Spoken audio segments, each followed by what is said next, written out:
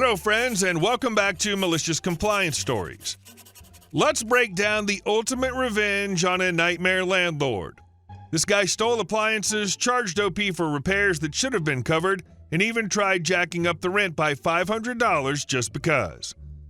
But before we begin, best way to support our channel is to leave comments, like, and subscribe with the turned-on bell so you don't miss the new video every single day. Here we go. Landlord put me through 3 years of hell. My landlord was a terrible human being. Honestly, calling him a human's even pushing it. Just a few things he's done to me over the past 3 years. Stole my dryer and other household products that are in a common area. Made me pay for a plumbing repair which was deemed normal wear and tear. Tried breaking into my house. Retaliated against me because I went to my lawyer after he sent me a letter about a parking spot. He tried charging me an extra $150 a month. Mind you, I was never late for rent in 3 years, except for when he made me pay for the plumbing repair.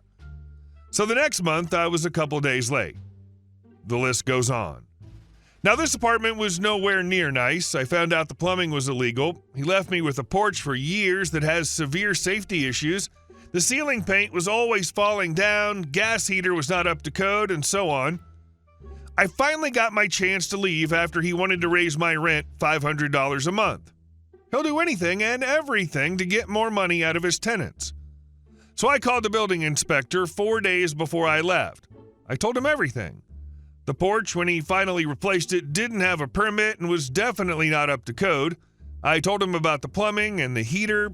I went on and on. The inspector came over the very next day. I saw him taking measurements. Each violation is a $500 a day fine until fixed. I honestly don't know what happened, but my God, did it feel good to finally get him back. He's at the very least on the town's radar. A week before I moved out, he tried telling me I needed to be out at a specific time.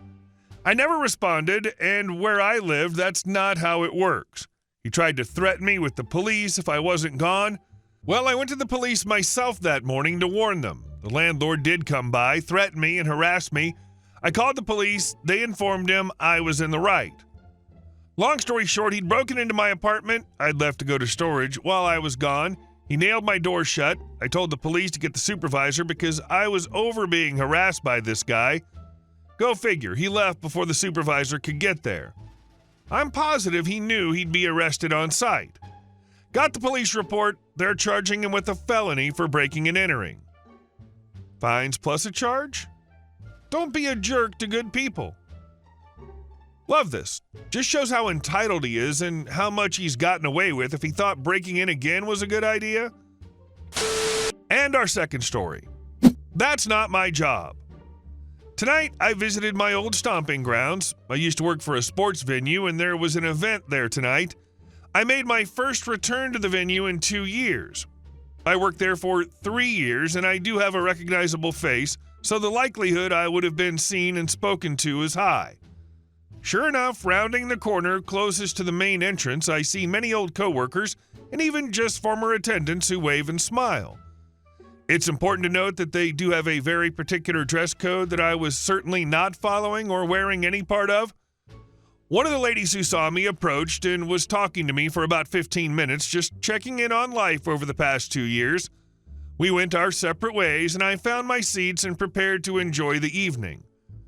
About 20 minutes later, this woman's shadow is standing over me asking a question, and it was the 3rd or 4th time she asked that I realized she was talking to me. I said I need assistance. Hello? Me, I'm sorry. I didn't know you were speaking to me. Can I help you? There are 2 people in our seats and one of them is refusing to leave. Me. Okay, and I can help you how? I definitely knew I've done this in the past, but I don't work here, so it's not my responsibility, clearly. Make them move. They're saying they can sit where they please. Me. Well, ma'am, if you paid for those seats, all you need to do is tell the usher and they'll take care of it. I then pointed to the usher and said, her name's Tammy. This is where A lost it. I'm asking you to do it. I know who you are. My friends, she pointed to people I knew from 2 years ago, said you work here. Me. No, ma'am, I used to work here a couple years ago, but tonight I'm a patron just like you. A. Who's your boss? My friends aren't liars, and you calling them liars and being too lazy to do your job is reason enough to talk to your supervisor. Me. Absolutely. I own my own business and work for myself, so I handed her my card with my boss's information on it, and she started calling. Phone rings. Me. Excuse me, I need to take this. Hello? A starts talking and complaining and takes about 15 seconds to realize what happened. I'm gonna find your boss now. That's not funny. About 10 minutes later, she comes back with my actual old manager and is explaining the whole thing to him. He's visibly holding in a laugh as she describes the interaction. At the end, he looks her dead in the face, then to me, and says, "You no longer work here," and asks if that's all the woman needed. A. I still need the people removed from my seats. Manager. Oh, that's not my job, but the usher, Tammy, will be more than happy to help you. He walked away and texted me laughing. The whole night was more fun. It's always a surprise to me when people insist somebody works somewhere when they were just told they didn't work there. And our next story. Don't touch anything electrical if you're not an electrician. Let me preface this by saying I'm not sure how malicious this is, but it sure was funny. Years back, I used to work on the melt deck at a foundry in the area. It was a union job, so everyone had their own roles to do.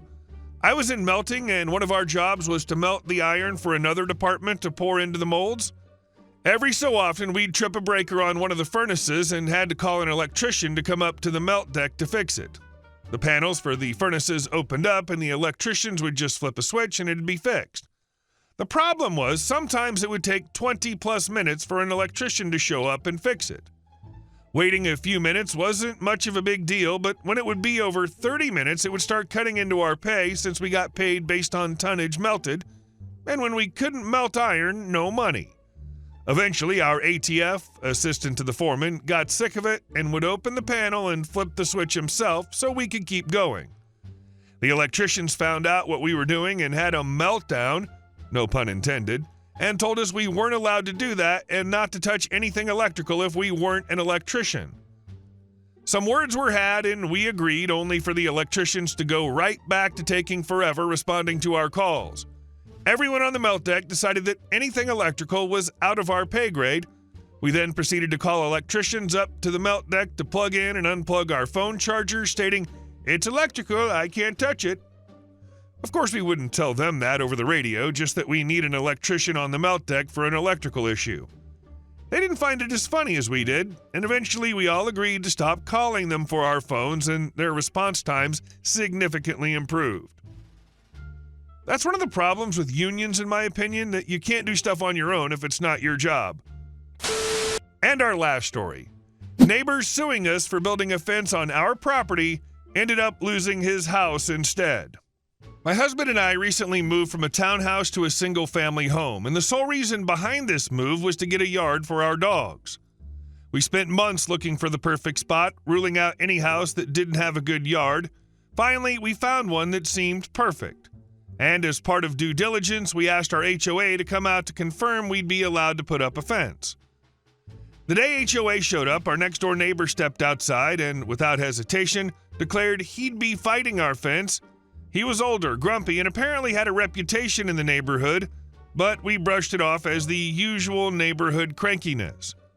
HOA even assured us he didn't have any real basis to oppose since we were following all the rules. So we moved in and submitted our fence request, thinking that was the end of it. Turns out that was just the beginning. As soon as our request went in, the neighbor started barraging the HOA board with complaints, claiming our fence would lower his property value. Now, this wasn't some rusty chain-link fence we were installing. It was a high-quality 4-board horse fence, common and attractive in our area. But he didn't care. He was dead set on stopping us. He even went so far as to hire an attorney to formally challenge the HOA's decision. The back and forth dragged on for weeks, with his attorney sending letters to HOA's attorneys, trying every loophole imaginable to get our fence blocked. He even managed to delay the approval by demanding a full board meeting with his attorney present to argue his case. Our HOA told us this neighbor was relentless. Apparently, we weren't his first target. He had a long history of suing neighbors, even driving the last HOA president to resign and moved out after harassing his family. Oh, and one more thing, his house was up for sale the whole time. He wasn't even planning to stay, yet he was fighting tooth and nail to stop us. Finally, after weeks of stalling, HOA approved our fence. We put it up as soon as possible, hoping that it would be the end of it, but naturally our neighbor wasn't done. He claimed our survey was incorrect, that the fence crossed onto his property by a few inches, so we had a second survey done, which confirmed we were well within our boundary.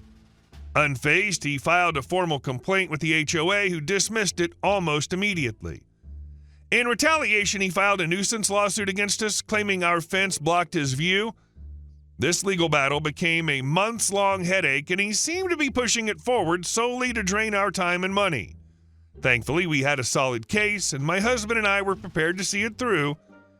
Each step of the way, his attorney fees piled up. He was bringing in new surveyors, filing endless complaints, and getting nowhere. Eventually, the legal fees and property taxes took a toll on him. In an ironic twist, the HOA had finally had enough of his antics and began fining him for other violations he'd accumulated over the years. His house, still on the market, wasn't selling, partly due to the for sale sign that had gathered dust after months of hostility in the neighborhood. He'd backed himself into a corner, sinking more and more money into a losing battle. Finally, after thousands in legal fees and property fines, he caved. In a final blow, he slashed the price on his house just to get it off his hands, listing it for a fraction of what it was worth. Within a few weeks, a young couple bought it, thrilled to get such a bargain in the area. There's not even a chance of this person being rational. Sounds like an old man with too much extra time and money. Hey guys, thank you all for watching the video. I'll see you in the next one.